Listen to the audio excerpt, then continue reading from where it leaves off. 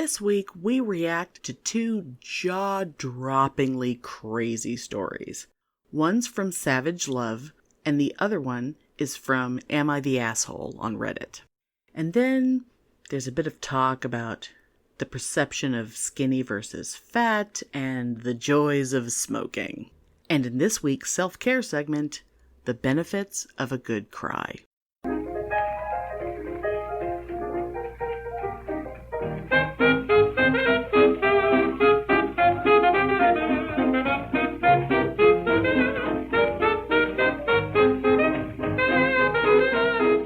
Welcome to Pitney and Amelia's Bitchin' Boutique! We may be awful, But we're right!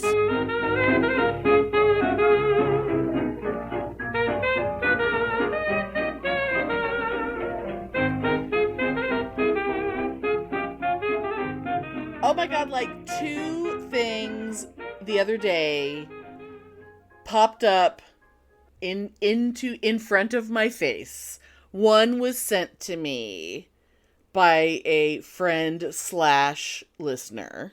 Mm-hmm. And it's an Am I the Asshole? Fabulous. And the other one, I just happened to stumble upon. It was a question that was sent to Dan Savage, to his Savage Love advice column. Both of these things are so jaw-dropping to me that I can I don't even know which one to mention first. I think, you know what? I think I'm gonna do the Savage Love one first. Okay, because oh my god. Okay. Oh my god. Okay, I'm just gonna read. It's one little paragraph. I'm just gonna read the whole thing. So, and I did kind of skim what Dan's advice that he gave. It took him a while to even do that, to even give any advice, because he was so stunned by this. I'm a 24-year-old gay man in a long-term relationship with a 31-year-old bi man. I've known since we got together that he's a lot more sexually experienced than I am, both in number of partners and stuff that he's tried, but it's never been a big deal before now. This weekend, he met my parents for what we thought would be the first time, but it turns out that 10 years ago, during his, quote, big bi slut phase, his words, they had a threesome. Oh my god. I recognize that no one did anything wrong here. They were 3 consenting adults, and it's not like anyone could have known that he and I would get together in the future. But also, my boyfriend fucked my parents. Oh my. I'm mortified. He's mortified. I may never be able to look at my parents, but I assume they're mortified. Please help us find a way to move past this. Signed, I knew he was into blondes. Oh my god. I say just break up. I mean... Mm-hmm. Wow. All right for the parents for getting that hot stuff. Totally good for them. Right. But wow. I could never, ever suck the dick that had fucked my mother. I'm sorry. And can I also say, hooray for parents having a threesome that involved a dude. Instead of just bringing some chick in, they're bringing a dude in, because that is not usually the way that goes. That's usually not the way the husband of the couple wants it to go. That's totally fabulous if they went in that direction. But even so, like... I mean, knowing it's been up your mother. I totally want to interview him for like 2 hours. I want to know what he thinks, what his mom says, what his dad says. I want to know everything. And one of the things that, because I I was like, details. You know, whatever the human equivalent of set the house on fire and leave. I personally could not look any of those people in the eye ever again. Like, I don't think I could handle that at all. I can't handle the thought of my parents having sex with each other, let alone my husband. You know, I can't even comprehend it. So, but I did glance through the advice that was eventually given, and it basically came down to, it's gonna depend on how solid is this relationship. Like, how much do you want this relationship with this guy to work? Because you can walk away from this guy right now. You know? It's like, this guy is the one relationship you could just walk away from. And so you totally have that option, and no one would fault you for it. But if you really think this is the relationship that you're going to have, and the guy is really young, and odds are this ain't the guy. This is not your long term. This is not the rest of your... It's totally not his long term. Please. It's like, you're 21, you have not met the guy. Please. There's going to be 20 more. Is like 31 or whatever, yeah. No, I'm sorry, he's 24 and the lover's 31. Oh, yeah, just walk away, please. Yeah. Walk away. It's an amazing story you're going to tell at parties for the rest of your life. Yeah, just break up. There's going to be 20 more before he settles down, and get over it and look back on it in 20 years and laugh. Because, please. You're never going to want to have sex with that guy ever again. I mean, just, oh my God, just horrifying. Horrifying. Yeah, that is absolutely fascinating. Oh my God. Yeah. I mean, there's. I want the Lifetime movie. Yeah, totally.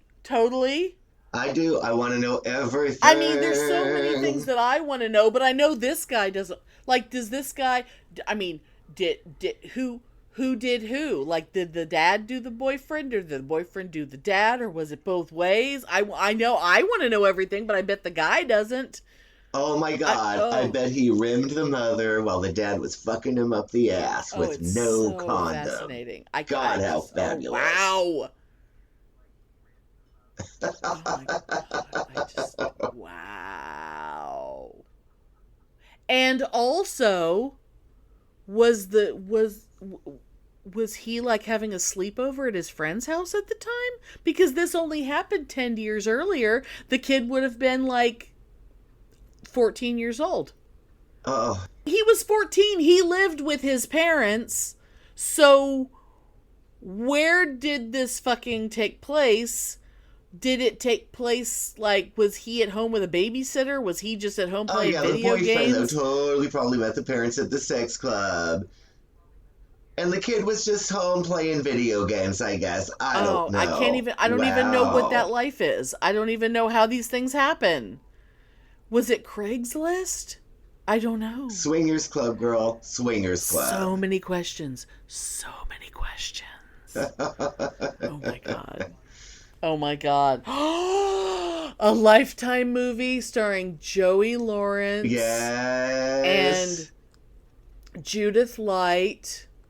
Because Lifetime would be all over this shit. Absolutely. And Jack Wagner. Oh yeah. Totally Justin Bieber, be the young one. No, I'm thinking more like, I was thinking going a little more of a Zac Efron kind of way. But anyway, that's just me. And if my Hayden can be the older one, my Hayden.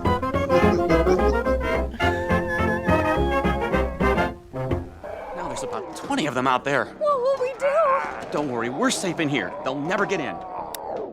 Why is it that in every zombie story, people always think that their safe haven is invulnerable? I know. It's like, hello, the walkers are totally gonna get in. You better get ready for it.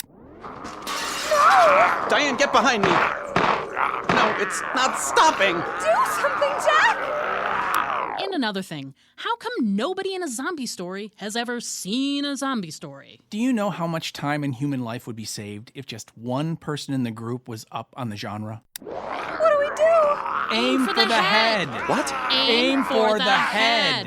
You heard them. Aim for the head. Quick, Diane, I think we should try and fix the barricades. I think we should listen to them. Now, that's the first good idea they've had all episode. I still don't think they're gonna make it. Aim for the Head, a weekly podcast covering the hit AMC programs The Walking Dead and Fear the Walking Dead. Join hosts Diana and Steve as they recap and discuss the latest episodes. Aim for the Head, available on iTunes. You can also follow them on Facebook.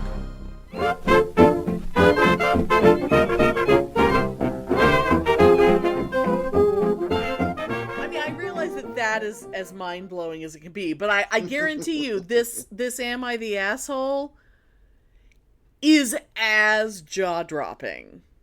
It doesn't involve fucking, but it's amazing.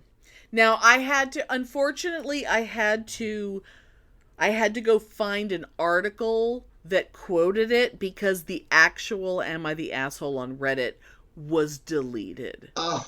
The link was no more. But because it was... How dare they delete when I want to see? Probably because it's so, are you fucking kidding me? And I mean, you'll realize, I mean, considering how bad so many of these Am I the Assholes are, it's amazing, because I'm surprised more of them aren't deleted, frankly. But this did get picked up by a lot of articles. So I printed one out, and I just I had to pull out to get rid of all the bullshit commentary that the article writer had to put in between every other sentence, you know. So, okay, I'm just going to read the actual text of the post. Okay. So, I'll just give an introductory statement because the first statement in this couldn't be the first sentence. Basically, we've got a guy who rents a room in a guy's like if I rented out bedrooms in my house. And I'm the landlord and I'm renting out rooms in my house to college students or whatever. That kind of a situation. Landlord rented out the other room to a mom and her 2-year-old daughter. Wasn't a big fan of the idea, but I have no input on who gets the room, as each room is a separate lease. I quashed the idea very early on that I will watch, feed, or entertain the kid in any way. She's asked a few times for me to watch her daughter just for a bit and share food that I have ordered, but I've made it clear that it will not happen every time. Okay.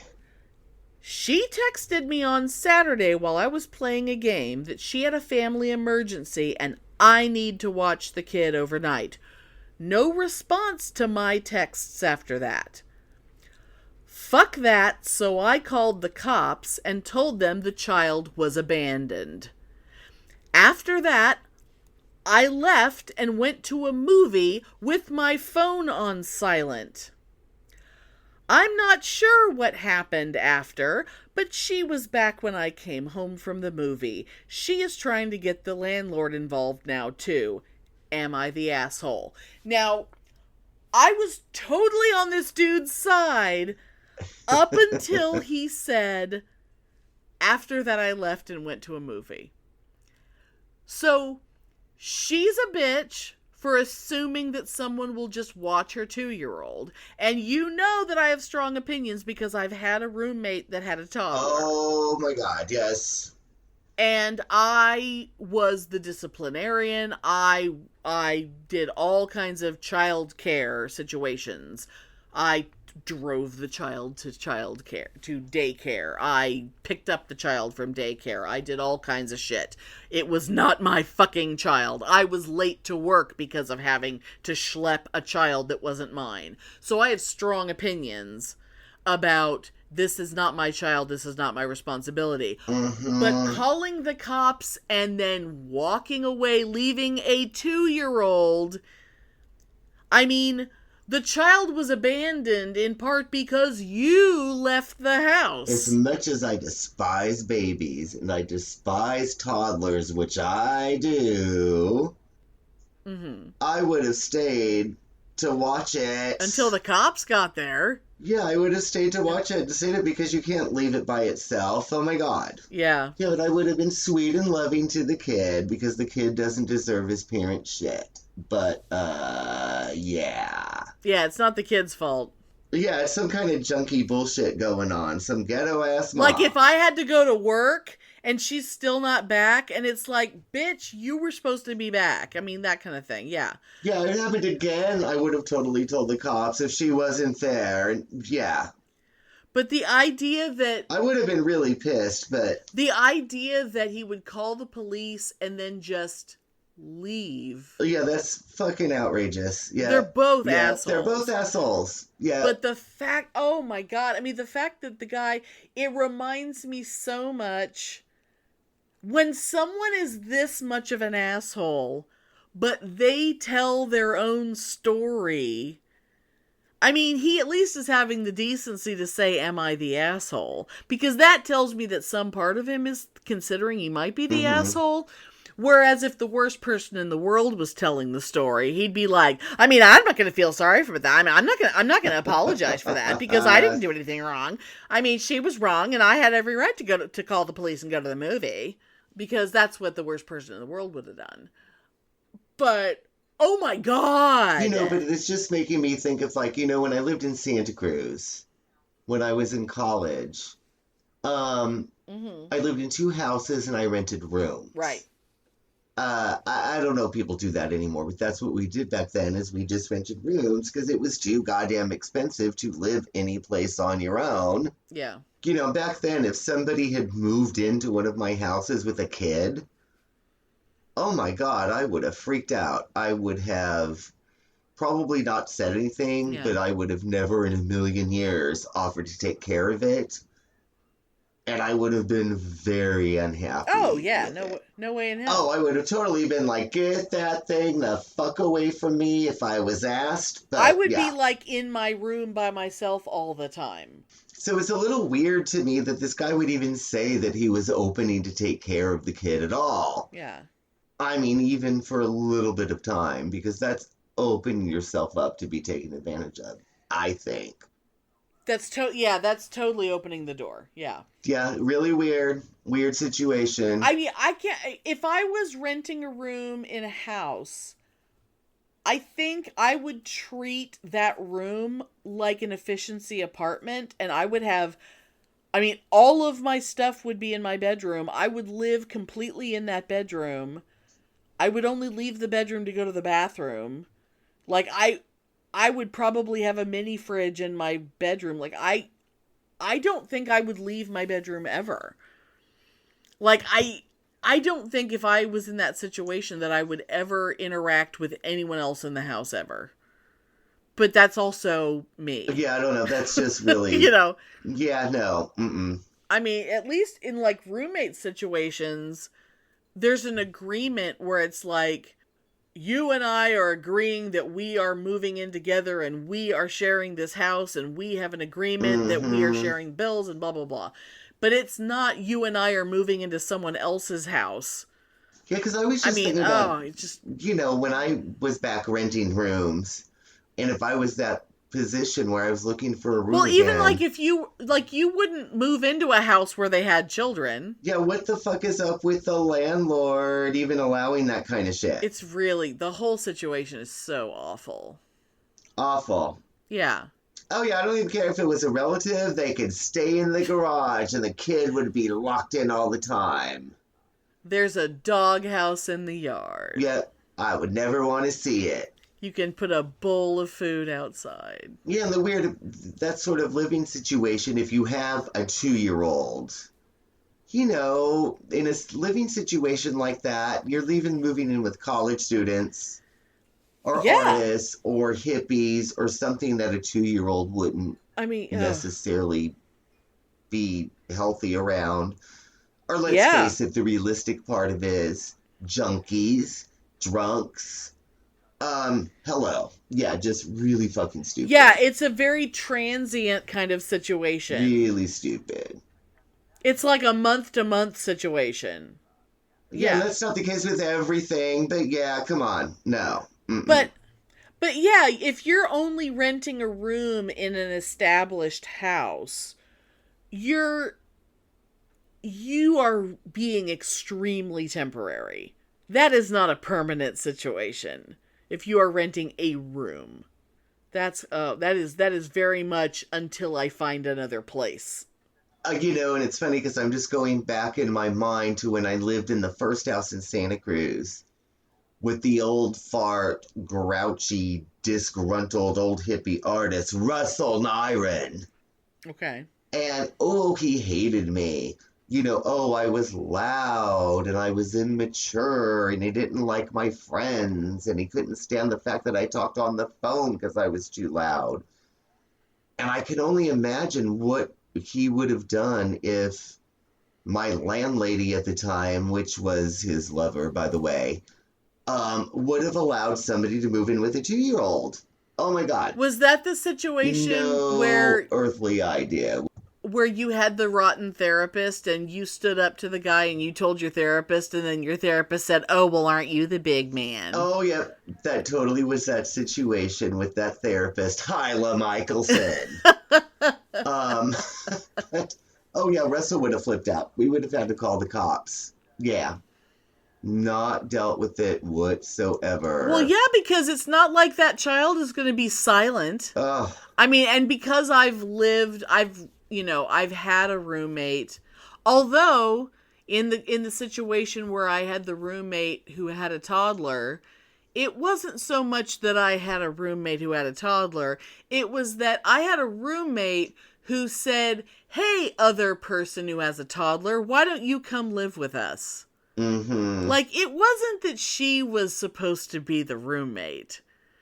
It was just, "Hey, person with no job and a toddler, how about you come live in our house?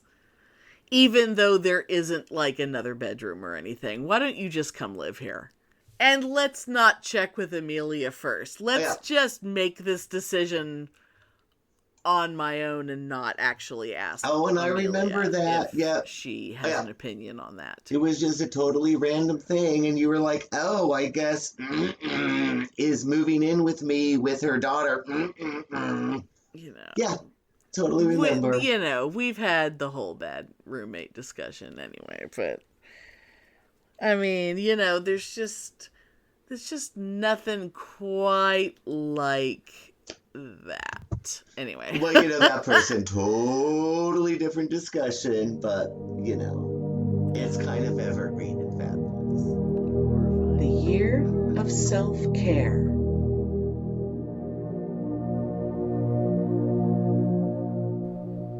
Have you seen the movie Broadcast News?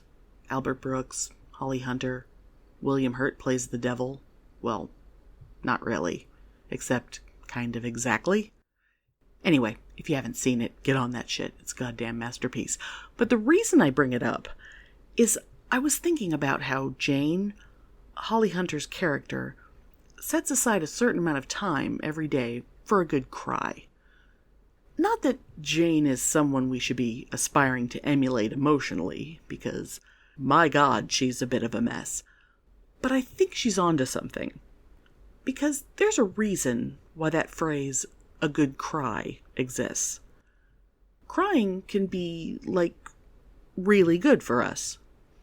And if you have a reason to cry, then you definitely should be crying. Let that shit out. Your body is making you cry for a reason. Lots of reasons, in fact. The release of endorphins, which not only make you feel good, but actually lessen physical pain. The activation of your parasympathetic nervous system, which relaxes you in every way. The release and removal of stress hormones from your body. The flushing of germs and irritants from your mucous membranes. I mean, so much good stuff happens when you let go and let that big, full snot cry come out of you. And one really good reason, maybe the best reason of all, is that we really need to feel our feelings. All of them. Like, if you don't have the full palette of emotions, you don't really feel anything. I tend to forget that. I'm so accustomed to stuffing them down. And then there was all those years on mood stabilizers, so only the strongest waves of emotion could break through that barrier of numbness. I know what I need is to let myself, or make myself, feel all the feelings. And that's where Holly Hunter's character in Broadcast News comes in. Jane makes herself cry every day because she is under so much stress at work, and frankly, she just can't leave this stuff to chance.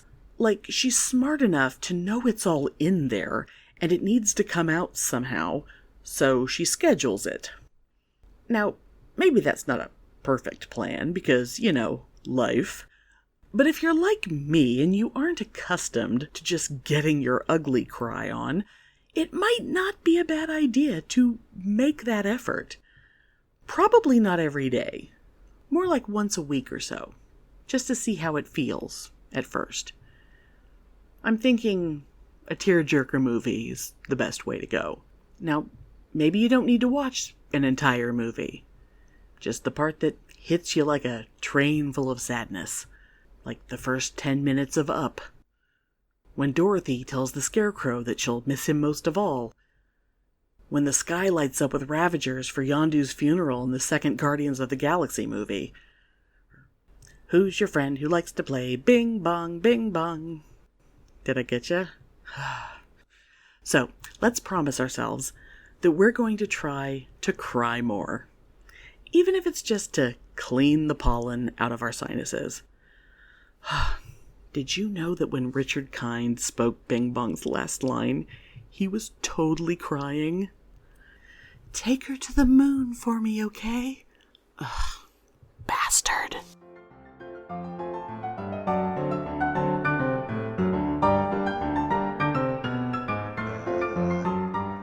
God bless him with his little mullet. Oh, I know. And I was going through that shoebox of pictures that I found of my mom's, and somehow there was actually some pictures of me from not my prom when I had no date, but his prom, because he was the year behind me, but I went as his date to his prom in the same prom dress. And so there was like pictures of the two of us. He was kind of cute back then when he didn't, speak or in his cute little anything. white tuxedo jacket and his cute little boutonniere and everything. It was cute. He sure was, but he turned into something else. Alas. But weren't we all cute in high school and then not so much later? Well, yeah, but we all think that we're still back with the way we were, but, we're it's not. weird. I recently found, digging through a bunch of old pictures and found some pictures of me from, like during my college years, and really shocked by how skinny I was. And how you could not have convinced me back then that I wasn't enormously fat. Oh, God. Yes. Because I was told all the time that I was enormously fat. My whole life I was told I was enormously fat. And people always like to joke that, I wish I was as fat as I was when I thought I was fat, as opposed to when I actually was fat. I never thought of you as fat. You were just me and fat. You were just you and fabulous. Well, yeah, but when I was over 300 pounds, I was absolutely fat. I guess, but yeah, I never saw it as that. But in college, I've been over 200 pounds my entire adult life. And there is no one, who wouldn't consider 200 pounds to be pretty fucking fat. But when I look at pictures of myself, actually back then in college, I probably was more like 190. But when I look at pictures of my mother when she was 190, she looked really fat. like before she got sick, because that's how much she weighed before she got sick. Yeah. Oh, okay. She went from I didn't know that. 190 to Interesting. 119 really fast. I never thought of your mom as that at all. I mean, no. Never. Oh, mom was a fat kid. So she starved herself as soon as she graduated from high school. Like there's her senior picture, like when she's like 18 years old, and then she had her picture taken a year later, and she looks like a completely different person because she's like half the size that she was. You know, when she became, you know, a working girl and working in an office, and you know, she started smoking and stopped eating, and she dropped a lot of weight really fast because, you know, smoking is one of the best diets you can do. Yep, it sure is. But then she quit, you know, when she quit smoking, because that was like, well, actually by the time she met her pulmonologist, because he never saw her at 190, because she already had the blood disease for a while. She had already been on chemo for a while by then, but because she had commented something to him about how much weight she had lost, and he was like, well, how much did you weigh before you got sick? And she goes 190, and his eyes got all big. Nothing could match when she first went to him, and it was the whole, like, you know, okay, so have you ever smoked? Yes. Oh, you quit? Yes. Well, when did you start smoking? When I was 18. And when did you stop smoking? Yesterday. Yesterday. It's like, what? It's like, well, yeah, I stopped smoking yesterday. And it was just kind of like he didn't believe that she really stopped. But the thing was, she literally could have stopped at any time, because when she would go into the hospital, like when she had her heart attack and whatever, which ended up not really being a heart attack, but they thought it was a heart attack, until she got in the hospital and they realized it was fine.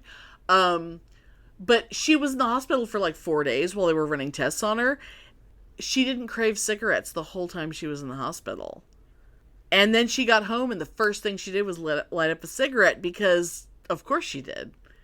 But she could have easily just not had another cigarette, you know. But she liked smoking too much. Oh, no. And I could never quit. And she would be sitting at the kitchen table and doing like the breathing exercises with all the things from the you know, all the things that her other doctor gave her, because she was starting to have, like, before she went to the pulmonologist, her regular doctor gave her these tests to, you know, these little sucking and blowing machine things where you try to make the thing go up and down. And she would be doing her breathing exercises, and then when she'd finished doing that, she'd light a cigarette. And one day my dad was just like, what are you doing? And, like, it didn't even occur to her, like, it didn't click in her head that it was like that maybe she should light a cigarette right after doing that. See, what I love more than anything else is you're doing your nebulizer treatment. You turn on that machine, you know, you inhale the medicine, and then you take a drag of a cigarette, and then you do some more. Now that is living. Okay, I'll take your word for it. Oh, so fabulous. Would that have been when you had pleurisy? Oh, I never smoked when I had pleurisy, but I do know a resident that would smoke right after the nebulizer. Right. And I thought it was fabulous. She'd go right down outside and then have some more and then go and finish her treatment. Yeah, because Mom never had a nebulizer, but she had, I mean, you know, we had all the home oxygen and all that shit for her, but... And she died of old age. Had nothing to do with smoking. Well, yeah. I mean, Mom had all kinds of weird lung shit before, you know, but it was never, you know, she didn't have lung cancer. She never had even one little spot of lung cancer. She just had, you know, she had weird Like, they would do x-rays and they would think she had, it would look like pneumonia, but then they would look closer and it would be fluid in the pleural cavity instead of inside her lung. And then they would just go in and drain that cavity and then she'd be fine. But then eventually it would fill back up and then they'd just put a little shunt in, and then they would just have a nurse come every couple days and just suck the fluid out. Yep.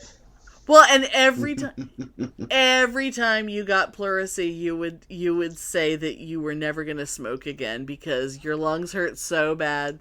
Oh yeah, pleurisy was seriously the most painful thing that I ever had in my entire life. But then I would just start smoking again. Well, as soon as your lungs stopped hurting, you would fill them with smoke. But if I was diagnosed with lung cancer tomorrow, I would not stop smoking, because what would be the point? You know? The damage would already be done. I would just keep on going and enjoy the rest of my life. I can't. And I'd be like, well, you know, it's happened, so here I am. See, I can't imagine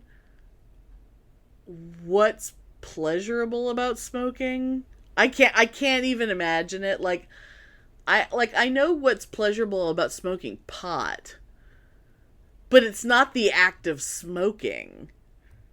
The act of smoking is nothing. It's what you get afterwards. I don't even know anymore, but it's just ecstasy to light a cigarette. And the treatment for lung cancer is so awful. Oh, hell no. No treatment. I mean, having a lung removed or even a part of a lung removed is so awful. No, it wouldn't be worth it because I was going to die anyway. Yeah. But anyway. And honestly, chemo is so awful.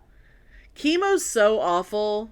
When my mom first went on chemo, she would have to get like a shot of chemo like once a week. But when she first got on chemo, she had to have a shot every day for like 2 weeks. And that 2 weeks, she was so fucking sick that she was like, she wanted to die. And it was like, I've never seen her like that. She was so miserable. And I was like, my God, and this is mild fucking chemo. Because she didn't even really have cancer. This was like preventative chemo. This was like the lowest possible dose of chemo. And it was making her that sick. I can't even imagine full-on chemo. No, you know, and I remember my godmother went through chemo. She had breast cancer. And, you know, she had to go through chemo and she had gotten a mastectomy. All of that. Right. And she was fine for years, but then the cancer came back.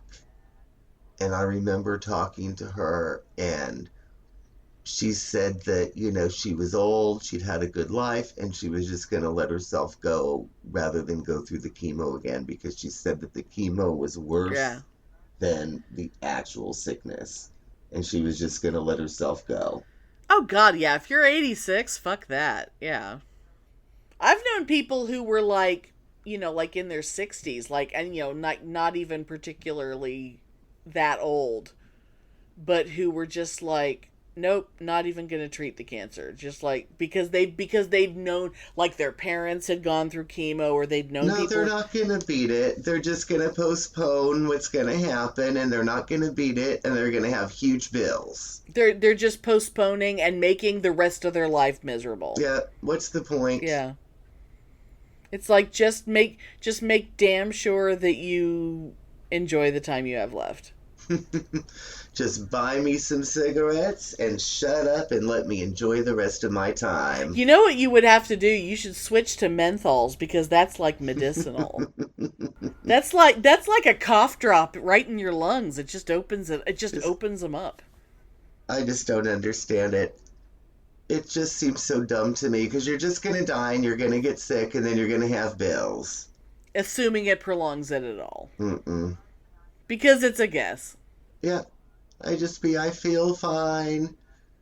You know, and I'm going to do this till I die, and give me morphine and pain pills. I have no kids. I have no family. Like, whatever. It doesn't matter. And I'm not saying I want it to happen. I'm just saying that if it does, Yeah. I'm not going to be stupid about it. You know? Yeah. You know, you would miss me, Steve would miss me, but you guys would get it.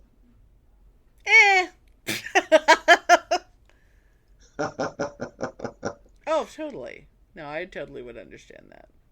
Oh, I would be on oxygen in the hospital just bitching because they couldn't smoke. And I'd make them wheel me outside. Oh my God. I don't want to be the one having to argue with you about how you can't have a cigarette. Oh, I would. You would be smoking through your tracheotomy hole. You would totally be that guy. You would totally be... I would. Terrible but true. You would totally be like, welcome to Flavor Country. Yep. Terrible but true. Totally. Well, that's an upbeat note. We may be awful, but we're right. We are. Thanks for listening. If you enjoy our show, please take a moment to rate and review us on Apple Podcasts or Stitcher. If you send us a screenshot of your review, we'll send you a Bitchin' Boutique sticker. Everyone loves stickers. Please subscribe or add us to your favorites wherever you get your podcasts. Subscribers get new episodes first and are also more attractive. Drop us a line anytime at PitneyAndAmelia@gmail.com. We'd love to hear from you.